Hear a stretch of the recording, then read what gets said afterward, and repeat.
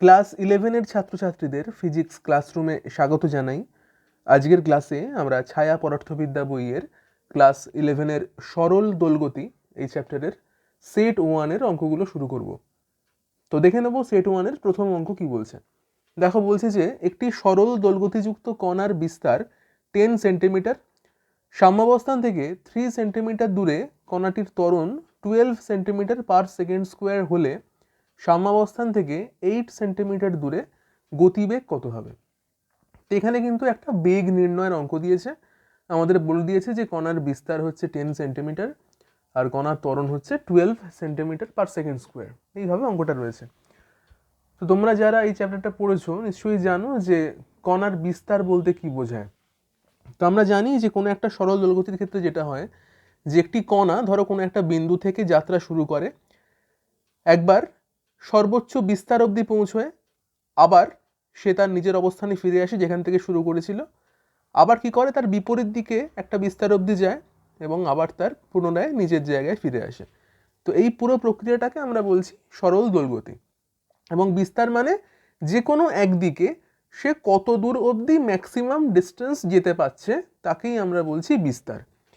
তো এখানে বিস্তার বলছে 10 সেন্টিমিটার। বেশ, তো আমাদের এখানে জানতে হবে যে কণার ত্বরণের কি ফর্মুলা আর কণার বেগের কি ফর্মুলা, কারণ এই বেগ নির্ণয় করতে হবে এবং ত্বরণ আমাদের দিয়ে দেওয়া রয়েছে। তো দেখো, ত্বরণের যে ফর্মুলা হয় সেটা আমরা জানি যে a equal omega square x, যেখানে ওমেগা হচ্ছে যে কণাটা ছিল তার একটা কৌণিক বেগ। এবং তোমরা যখন বৃত্তীয় গতি চ্যাপ্টার পড়েছো তখনও দেখেছো ওমেগাকে আমরা কৌণিক বেগ বলে থাকি। তো এইবারে এখান থেকে দেখো আমাদের ত্বরণ যেহেতু বলেছে 12 সেন্টিমিটার পার সেকেন্ড স্কোয়ার, তাহলে আমরা এই যে ত্বরণটা রয়েছে যেখানে এই ত্বরণের জায়গাতে এর জায়গাতে আমরা 12 বসাতে পারি। তো তাই করেছি, 12 বসিয়েছি, সেটা ইকুয়াল লিখছি ওমেগা স্কোয়ার ইন্টু 3। কারণ না কি না 3 সেমি দূরে কণার ত্বরণ বলেছিল 12, তাই জন্য আমরা এক্স এর জায়গায় 3 বসালাম। যে দূরত্বের জন্য ত্বরণ বলেছে সেই দূরত্ব ছিল আমাদের এক্স, তার মান বলে দিয়েছিল 3 সেন্টিমিটার, তাই বসালাম। এবং সেখান থেকে দেখো আমরা ওমেগা স্কোয়ারের মান পাচ্ছি কত, 4, এবং ওমেগার মান পেয়ে যাচ্ছি 2 রেডিয়ান পার সেকেন্ড। তো এখান থেকে আমরা ওমেগা বার করতে পারলাম। এবার যেটা চেয়েছে যে সাম্যাবস্থান থেকে 8 সেন্টিমিটার দূরে গতিবেগ কত হবে। তো গতিবেগের ফর্মুলা দেখো, আমরা জানি যে v equal omega root over a square minus x square, এটা হচ্ছে বেগের ফর্মুলা হয়। এবার কত দূরত্বে বেগ, সেটা হচ্ছে এক্স দূরত্বের ক্ষেত্রে বেগের মানকে আমরা ভি বলছি। তো এখানে বলেছে 8 সেন্টিমিটার দূরে বেগ কত, তাহলে আমরা এক্স এর জায়গায় বসাবো কত, 8। আর এ হচ্ছে আমাদের বিস্তার, সেটা ছিল কত, 10 সেন্টিমিটার, তাই জন্য এইতে বসালাম 10, এক্সে বসালাম 8। আর ওমেগার মানটা আমরা জাস্ট আগের যে ফর্মুলাটা দিলাম সেখান থেকে কিন্তু ওমেগার মান বার করতে পারলাম, সেটা ছিল 2 রেডিয়ান পার সেকেন্ড। তো সমস্ত কিছু বসালাম, বসিয়ে দেখো আমরা বেগের মান পেয়ে যাচ্ছি 12 সেন্টিমিটার পার সেকেন্ড।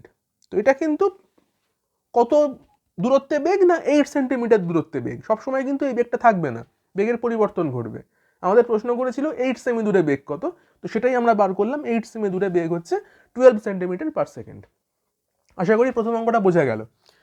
চলে আসছি পরবর্তী 2 নম্বর অঙ্ক। দেখো কি বলছে। 2 নম্বর অঙ্কে বলছে যে একটি সরল দোলগতিযুক্ত কণার সর্বোচ্চ ত্বরণ দিয়েছে 29.6 সেন্টিমিটার পার সেকেন্ড স্কোয়ার, পর্যায়কাল দেওয়া রয়েছে 2 সেকেন্ড, এবং যাত্রার শুরুতে সাম্যাবস্থান থেকে সরণ বলছে 1.5 সেন্টিমিটার। কণাটির গতির সমীকরণ বার করতে বলছে। তো কি চেয়েছে, একটা সমীকরণ, যেটাকে আমরা বলছি গতির সমীকরণ। তো সরল দোলগতির ক্ষেত্রে গতির সমীকরণের ফর্মুলা আমরা জানি কি হয়, এক্স ইকুয়াল এ sign omega t plus alpha. দেখো আমাদের এই অঙ্কের নিচের দিকে আমি লিখে রেখেছি গতির সমীকরণ, যেটা এক্স ইকুয়াল এ sign omega t plus alpha, এটা হচ্ছে গতির সমীকরণ। তো তাহলে এই সমীকরণটা প্রকাশ করতে গেলে কি কি চাই আমাদের চাই হচ্ছে এই এর মান কত, মানে বিস্তার কত, ওমেগা কত, আর আলফা কত। আলফাটা কি, আলফাটাকে আমরা বলছি ইনিশিয়াল ফেজ বা প্রারম্ভিক দশা, বা এটাকে আমরা ইপকও বলতে পারি, ইপক বা প্রারম্ভিক দশা। মানে এমন নয় যে কোনো সরল দোলগতির ক্ষেত্রে যে কোনো কণা সবসময় সাম্যাবস্থান থেকেই যাত্রা শুরু করে, এমনটা নাও হতে পারে। সাম্যাবস্থান ছাড়াও অন্য যে কোনো পজিশন থেকে সে যাত্রা শুরু করতেই পারে। তো সেক্ষেত্রে একদম প্রারম্ভিক কোন দশা থেকে সে শুরু করলো সেইটাকে আমরা ধরে নিচ্ছি আলফা। হলো? বেশ, এবার দেখো আমাদের বার করতে কি হবে, বার করতে হবে এ কত, ওমেগা কত, আলফা কত, একদম পরিষ্কার জিনিস। কি কি দেয়া রয়েছে এবার চলে আসি। দেখো দেয়া রয়েছে যেটা, যে কণার সর্বোচ্চ ত্বরণ দেয়া রয়েছে 29.6 সেন্টিমিটার পার সেকেন্ড স্কোয়ার। তো সর্বোচ্চ ত্বরণের কি ফর্মুলা, আমরা জানি ত্বরণের ফর্মুলা কি হয়, এ ইকুয়াল ওমেগা স্কোয়ার এক্স হয়। এটা হচ্ছে আমাদের ত্বরণের ফর্মুলা, এ ইকুয়াল ওমেগা স্কোয়ার এক্স। এবার এক্স হচ্ছে কি না, কণাটা যে দূরত্ব অতিক্রম করতে পারে তার যে কোনো একটা অবস্থানকে আমরা এক্স বলছি। কণাটা সর্বোচ্চ কত দূর যেতে পারে, বিস্তার অবধি যেতে পারে, মানে ক্যাপিটাল এ দূরত্ব অবধি সে ম্যাক্সিমাম যেতে পারে, তার বেশি যাওয়ার তার কথা নয়, কারণ বিস্তারটাই হচ্ছে সর্বোচ্চ অবস্থান। সেই জন্যে সর্বোচ্চ ত্বরণ তাহলে কত হচ্ছে, এ ইকুয়াল ওমেগা স্কোয়ার এ, মানে এক্স এর জায়গায় আমরা সর্বোচ্চ অবস্থান বসালাম ক্যাপিটাল এ, তার ফলে কি হচ্ছে, ত্বরণ হচ্ছে এ ইকুয়াল ওমেগা স্কোয়ার এ। সেটার মান আমাদের কোশ্চেনে বলে দিয়েছে 29.6, হলো বসানো। আচ্ছা, আর কি বলেছে, বলেছে পর্যায়কাল 2 সেকেন্ড। এটা থেকে আমরা কি বার করতে পারি, দেখো যখনই আমাদের এরকম টাইপের অঙ্কে পর্যায়কাল দেওয়া থাকবে, সেখান থেকে খুব সহজেই আমরা ওমেগা বার করতে পারি, কৌণিক বেগ যেটা। তো ওমেগা কত, আমরা জানি ফর্মুলা হচ্ছে 2π/t, টি হচ্ছে পর্যায়কাল। তো এখানে করেছি কি, টি এর জায়গায় মান বসিয়েছি, টি ছিল 2 সেকেন্ড, তাহলে টি এর জায়গায় 2 বসালাম, হলো কি 2π/2 মানে পাই রেডিয়ান পার সেকেন্ড, পেয়ে গেলাম ওমেগার মানটা। হলো, এর ফলে কি হলো, ওমেগার মান পেতেই আমরা এই ফার্স্ট যে ইকুয়েশনটা পেয়েছিলাম, ত্বরণ ইকুয়াল ওমেগা স্কোয়ার ক্যাপিটালে, সেখানেই ওমেগার মানটা বসিয়ে দিয়ে আমরা এখান থেকে কিন্তু বিস্তারের মানটা বার করে ফেলতে পারি। তো সেটাই করেছি। পরের লাইনে করছি কি, ওমেগা স্কোয়ার এ ইকুয়াল 29.6, ওমেগার জায়গায় বসাচ্ছি পাই, মানে ওমেগা স্কোয়ার ছিল তাই পাই স্কোয়ার ইন্টু এ ইকুয়াল 29.6। এখান থেকে এর মান পাচ্ছি 2.99 সেন্টিমিটার, বা এটাকে তোমরা লিখতে পারো 3 সেন্টিমিটার। একটা ওভারঅল মান আমরা নিচ্ছি, বিস্তার কত, 3 সেন্টিমিটার। তাহলে আমরা যে সমীকরণটা চাইছিলাম যে এক্স ইকুয়াল এ sign omega t plus alpha, তার আমরা কিন্তু এর মানটাও পেয়ে গেলাম, ওমেগার মানটাও পেয়ে গেছি। কি চাই এখন, চাই হচ্ছে আলফা কত, প্রারম্ভিক দশা কত। আচ্ছা, তো কি করছি দেখো, আমরা ধরে নিচ্ছি যে যাত্রার শুরুতেই সাম্যাবস্থান থেকে সরণ আমরা মনে করে নিচ্ছি, তার ইকুয়েশন হচ্ছে এক্স ইকুয়াল এ সাইন আলফা, যে সেই যেন আলফা দশায় রয়েছে। এক্স কত, এক্স হচ্ছে 1.5, তার কারণ প্রশ্নে বলে দেওয়া রয়েছে যাত্রার শুরুতেই সাম্যাবস্থান থেকে তার সরণ হচ্ছে 1.5 সেমি, মানে সে সাম্যাবস্থান থেকে যাত্রা শুরু করেনি, সে 1.5 সেমি দূর থেকে যাত্রা শুরু করছে। তখন তাহলে দশা কত ছিল, তো দশা বার করতে গেলে আমরা কিন্তু এই ফর্মুলা ব্যবহার করছি, এক্স ইকুয়াল এ সাইন আলফা। তো এখানে এক্স এর মান বসাচ্ছি 1.5, এর মান বসালাম 3 সাইন আলফা, এখান থেকে আমরা আলফা বার করতে পারছি। আলফা কত এসছে দেখো, π/6, এবং প্লাস মাইনাস π/6 লিখেছি, যেহেতু দুটোই হতে পারে, দুটো দশাই হতে পারে, পজিটিভ অ্যাঙ্গেলও হতে পারে, নেগেটিভ অ্যাঙ্গেলও হতে পারে। কোন দিকে যাচ্ছে আমরা যেহেতু জানি না, মানে এরকমও হতে পারে যে কণাটা হয়তো ডান দিকে সাম্যাবস্থান থেকে 1.5 সেমি দূরে রয়েছে, অথবা সাম্যাবস্থানের বাঁ দিকে 1.5 সেমি দূরে রয়েছে। তো সেক্ষেত্রে কিন্তু অ্যাঙ্গেলটাও সেইভাবে প্লাস মাইনাস হতে পারে। তো যাই হোক, আমরা এবারে কণার গতির সমীকরণে চলে আসি, যেটা আমরা বললাম শুরু থেকেই, যে এক্স ইকুয়াল কি এ sign omega t plus alpha. সেখানে আমরা এর মান বসালাম 3, ওমেগা বসাচ্ছি পাই, আগেই যেটা বার করে নিয়েছি, এবং আলফা কত পেলাম, প্লাস মাইনাস π/6, তাই জন্য এখানেও আলফার জায়গায় লিখছি প্লাস মাইনাস π/6। মানে এর দশাটা π/6 এগিয়েও থাকতে পারে, পজিটিভ হলে, নেগেটিভ হলে পিছিয়েও থাকতে পারে, আমরা এক্স্যাক্ট জানি না বলে প্লাস মাইনাস দুটো জিনিসই ব্যবহার করব। তাহলে এটাই হচ্ছে আমাদের কণার গতির একটা জেনারেল ইকুয়েশন, আমরা এখান থেকে বার করতে পারলাম। দেখে নেব পরবর্তী 3 নম্বর অঙ্কটা। দেখো বলছে যে কোনো সরল দোলগতির বিস্তার দিয়েছে এ equal 7 centimetre, পর্যায়কাল T equal 2 second, এবং প্রারম্ভিক দশা আলফা দিয়েছে 30 ডিগ্রি। বলছে যে এক্ষেত্রে সরল দোলগতির সমীকরণ প্রতিষ্ঠা করো। তো এই অঙ্কটা কিন্তু আগেরটার থেকে অনেক ইজি, কারণ এখানে আলফা বলেছে, এ বলেছে, টাইম পিরিয়ড বলে দিয়েছে, সব কিছুই বলা রয়েছে, খালি ইকুয়েশনটা আমাকে সাজিয়ে লিখতে হবে। তো ইকুয়েশন আমরা কি জানি, কি হয়, এক্স ইকুয়াল এ sign omega t plus alpha, এটাই হয়, জাস্ট আগেই করলাম অঙ্কটা, যেটা সেখান থেকে বুঝতে পারছো। এখানে কি কি দেওয়া রয়েছে, এ বলা আছে 7 সেমি, তো এ পেয়ে গেলাম। কি কি চাই আমাদের, এ চাই, ওমেগা চাই, আর আলফা চাই। তো এই তো পেয়ে গেছি। ওমেগা মানে কত, ওমেগা মানে আমরা জানি 2π/t, এবং আমাদের টি এর মান বলা ছিল 2 সেকেন্ড। এখান থেকে ওমেগা বার করলাম, দেখো ওমেগা লিখেছি 2π/t, তাহলে 2π/2 করলে ওমেগা কত, পাই রেডিয়ান পার সেকেন্ড হয়ে যাচ্ছে।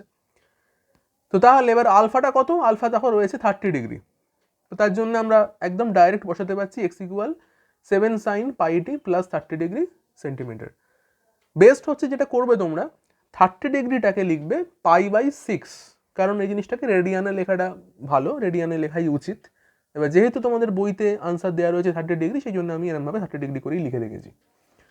আচ্ছা, চলে আসি পরের অঙ্ক, 4 নম্বর অঙ্কে রয়েছে যেটা যে 13 সেন্টিমিটার বিস্তারের সরল দোলগতিযুক্ত কোনো কণার সাম্যাবস্থান থেকে 5 সেন্টিমিটার দূরত্বে গতিবেগ 36 সেন্টিমিটার পার সেকেন্ড হলে প্রত্যানয়ক বলের সর্বোচ্চ মান নির্ণয় করো।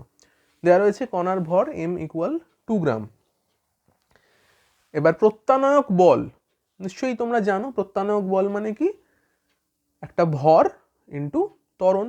ত্বরণ কত হয়, ওমেগা স্কোয়ার এক্স হয় এক্সের যে কোনো অবস্থানের জন্য, আর ম্যাক্সিমাম ত্বরণ কত হয়, ওমেগা স্কোয়ার এ হয়। এবং আমাদের এখানে চেয়েছে ম্যাক্সিমাম প্রত্যানয়ক বলটা কত, দেখো বলছে সর্বোচ্চ মান কত, তাহলে কি হবে, ভর ইন্টু ত্বরণ মানে এম ওমেগা স্কোয়ার এ, এক্স নয় কিন্তু। যদি বলতো প্রত্যানয়ক বল কত যে কোনো অবস্থানে, বলতাম এম ওমেগা স্কোয়ার এক্স। বলছে সর্বোচ্চ প্রত্যানয়ক বল করবো, তাই জন্য কি করবো, এম ওমেগা স্কোয়ার এ করবো। বোঝা গেছে? এম দিয়ে দিয়েছে, এ জানি 13 সেন্টিমিটার, কি বার করতে হবে, ওমেগা বার করতে হবে। ওমেগা জানি না, কি করে বার করবো, কি দিয়েছে দেখো, বলছে সাম্যাবস্থান থেকে 5 সেমি দূরে গতিবেগ 36 সেমি পার সেকেন্ড। তাহলে আমরা বেগের ফর্মুলা জানি, বেগের ফর্মুলা কি হয়, omega root over a square minus x square. তো ভি তাহলে 36, এ জানি 13, এক্স কত 5, তার কারণ 5 সেমি দূরেই তো বেগটা 36 ছিল, তাই এক্সের জায়গায় 5 বসিয়ে দেবো। করে এখান থেকে দেখো ওমেগা পেয়ে যাচ্ছি 3 রেডিয়ান পার সেকেন্ড।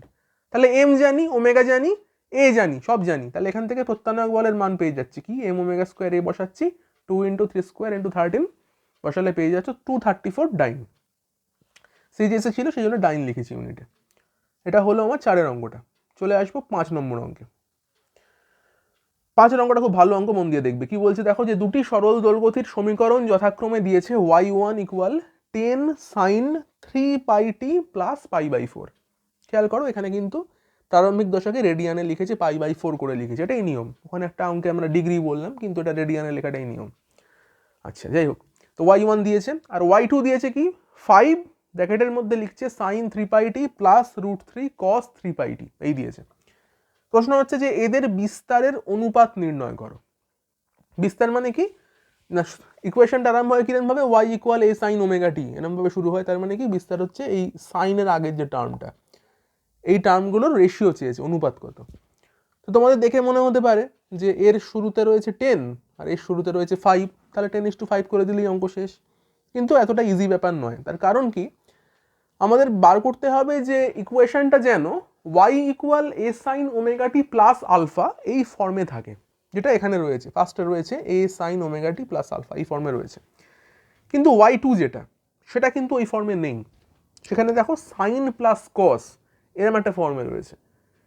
তো তার ফলে কি করতে হবে আমাদের, y2কে এই y1 এর মতো একটা ফর্মুলায় ট্রান্সফার করতে হবে, কনভার্ট করতে হবে, যাতে করে এ sign omega t plus alpha এরম একটা ইকুয়েশন পাই। তার জন্য কি করছি দেখো, লিখলাম y2 equal 5 into sign 3 pi t plus root 3 কস 3 পাই টি, এরম একটা লিখলাম। এবার কি করছি, উপর নিচে 2 দিয়ে গুণ করে দিচ্ছি। তার ফলে কি হলো, 5 ইন্টু 2 10, আর এখানে হাফ এলো, এখানে রুট 3/2 এলো। মানে এই দুটোর সঙ্গে 2 দিয়ে ভাগ করেছি, আর 5-এর সঙ্গে 2 দিয়ে গুণ করে দিয়েছি। কিন্তু ইকুয়েশনটা কিন্তু চেঞ্জ হয়নি। কিন্তু আমাদের এখানে কি লাভ হলো এটা করে, দেখো আমরা লিখতে পারছি হাফ মানে কি হয়, লিখতেই পারি cos π/3, মানে cos 60 ডিগ্রির মান তোমরা যেন হাফ, তার সঙ্গে রয়েছে sign 3 pi t plus root 3/2 মানে সাইন 60 ডিগ্রি, তার মানে সাইন π/3 লেখা যায়, সেটা মানে রুট 3/2 ইন্টু কস 3 পাই টি। তো এর ফলে এটা কিরাম দাঁড়ালো, এটা দাঁড়ালো sine alpha cos beta plus cos alpha sine beta, এরকম একটা ফর্মুলা পেয়ে গেলাম। তো তার ফলে আমরা জানি তার ফর্মুলা কি আছে, sine of alpha plus beta, এরকম একটা ফর্মুলা হয়। তো সেটাই করেছি, 10 রয়েছে সাইন অফ, তাহলে এই দুটো অ্যাঙ্গেলের যোগফল 3 পাই টি প্লাস π/3। তো এবার যে ইকুয়েশনটা পেলাম, এটা কিন্তু দেখো আমাদের y ইকুয়াল এ sign omega t plus alpha এরকম একটা ফর্মুলায় চলে এসছে। তাহলে এবারে এই যে 10টা রয়েছে, এটা কিন্তু অ্যাকচুয়ালি তাহলে আমার y2 এর বিস্তার হয়ে গেছে। আগের যেটা 5 ছিল কিন্তু বিস্তার ছিল না, যেহেতু এই ফর্মুলাটা আমরা আনতে পারিনি আগে এরকম ফর্মুলায় ছিল না, তাই 5কে কিন্তু আমরা বিস্তার বলতে পারবো না। যখন দেখবো এরকম একটা ফর্ম চলে আসছে y2 এর, তখন প্রথমে সাইনের আগে যেটা থাকবে তাকে আমরা বিস্তার বলবো। বোঝা গেল? প্রশ্ন হচ্ছে যে এখন দুটো যে সমীকরণ ছিল তাদের বিস্তারের অনুপাত কত। তাহলে y1 এর বিস্তার কত ছিল 10, y2 এর বিস্তারও 10, তাহলে আমরা বলতে পারি দুটো জিনিসের রেশিও বা অনুপাত হচ্ছে 1:1। এবারে দেখে নেবো কোশ্চেন নাম্বার 6। দেখো বলছে যে সরল দোলগতিযুক্ত একটি কণা সাম্যাবস্থান থেকে 3 সেন্টিমিটার দূরত্বে থাকলে তার ত্বরণ হয় 29.6 সেন্টিমিটার পার সেকেন্ড স্কোয়ার। কণাটির দোলনকাল কত, মানে টি চেয়েছে, টাইম পিরিয়ড চেয়েছে। তো ত্বরণ বলছে 29.6 কত দূরত্বে, 3 সেন্টিমিটার দূরত্বে। আচ্ছা, তাহলে কি ফর্মুলা লিখছি, a equal omega square x লিখছি। এর মান বসাচ্ছি 29.6 আর এক্স এর জায়গায় বসাচ্ছি 3। এটা থেকেই আমরা ওমেগা বার করতে পারি। তো আমরা করেছি কি, ওমেগার জায়গায় মান বসিয়ে দিয়েছি 2π/t, একেবারে যাতে করে আমরা টি বার করতে পারি। তোমরা এখান থেকে ওমেগা বার করে সেখান থেকেও টি বার করতে পারো 2π/t করে, আর নাহলে একদম ওমেগার জায়গায় 2π/t বসিয়ে দেবে, যেটা আমি করেছি। তো এখান থেকে এটাকে কাটলে দেখবে চলে আসবে 3 এর মান হচ্ছে 2 সেকেন্ড, এরকম একটা কিছু চলে আসবে। বেশ, খুব ইজি অঙ্কগুলো রয়েছে, একদম ফর্মুলায় ফেলা অঙ্ক, আশা করি তোমরা নিজেরাও পারবে। চলে আসছি 7 অঙ্কটায়। দেখো বলছে 7 যে একটি বস্তুকণা সরল দোলগতিতে রয়েছে যার দোলনকাল বলছে 1.2 সেকেন্ড এবং বিস্তার 8 সেন্টিমিটার। বস্তুকণাটি যে কোনো প্রান্তবিন্দু থেকে 4 সেন্টিমিটার দূরত্ব অতিক্রম করতে কত সময় নেবে জিজ্ঞেস করছে। আচ্ছা, তাহলে এখানে কিন্তু বস্তুকণাটা সাম্যাবস্থান থেকে যাত্রা শুরু করছে না, কোত্থেকে করছে, প্রান্তবিন্দু থেকে করছে, মানে একটা বিস্তারের পজিশন থেকে করছে। তো তখন আমরা ইকুয়েশনকে কি লিখি দেখো, তখন লিখি x equal a cos omega t. কিভাবে পেলাম এটা, এমনিতে কি formula, x equal a sin omega t plus alpha.